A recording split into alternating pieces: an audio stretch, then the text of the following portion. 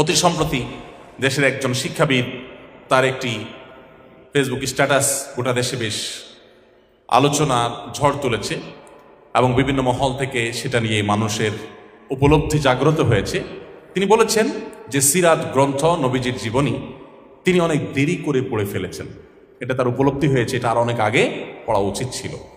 আমি আমার হাতে যে সমস্ত অন্য ধর্মাবলম্বী মানুষেরা ইসলামের পথে আসছে অথবা আমি দেখতে পেয়েছি তাদেরকে আমি প্রত্যেককে জিজ্ঞাসা করেছি, যত মানুষ ইসলাম গ্রহণ করেছে দেশে দেশে বাইরে, আমি জিজ্ঞাসা করি ভাই আপনি ইসলামে এসেছেন কি দেখে? কারণ আমাদের মুসলমানদের যে অবস্থা, আমাদেরকে দেখে ইসলামে আসার তো প্রশ্নই ওঠে না।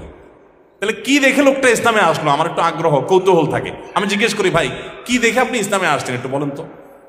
তখন কেউ হয়তো বলেছে যে সে মুসলমানদের কোনো বিশেষ কালচার এটা দ্বারা প্রভাবিত হয়েছে, আবার অনেকে বা বেশিরভাগ লোকজন বলেছে যে আমরা ইসলামে এসেছি হয় কোরআন পাঠ করে, কোরআন দেখে পড়ে বুঝে, অথবা প্রিয় নবী সাল্লাল্লাহু আলাইহি ওয়াসাল্লামের জীবনী চর্চা করে।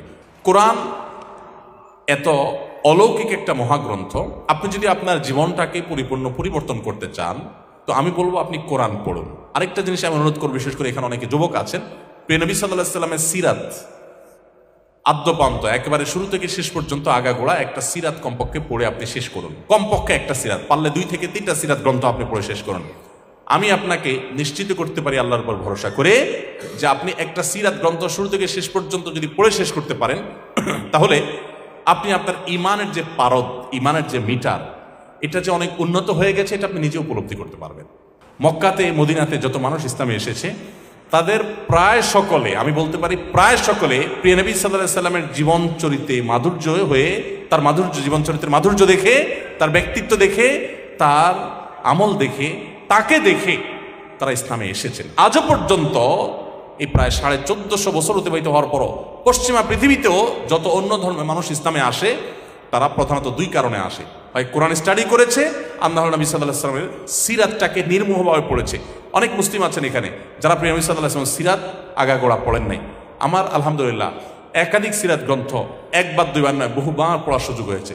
এখনো নতুন করে কোনো সিরাত গ্রন্থ পড়া শুরু করলে আমার কাছে মনে হয় যে আমি যেন প্রিয় নবী সাল্লাল্লাহু আলাইহি ওয়াসাল্লামের পুরো জীবনটাকে দেখতে পাচ্ছি চোখের সামনে, এরকম তিনার আলোর মতো মনে হয়। এটা একটা মুজিজা তার, যে তিনি চলে গেছেন, তার জীবন ইতিহাসের প্রভাব, তার জীবন চরিত্রের প্রভাব পৃথিবীতে এখনো রয়ে গেছে।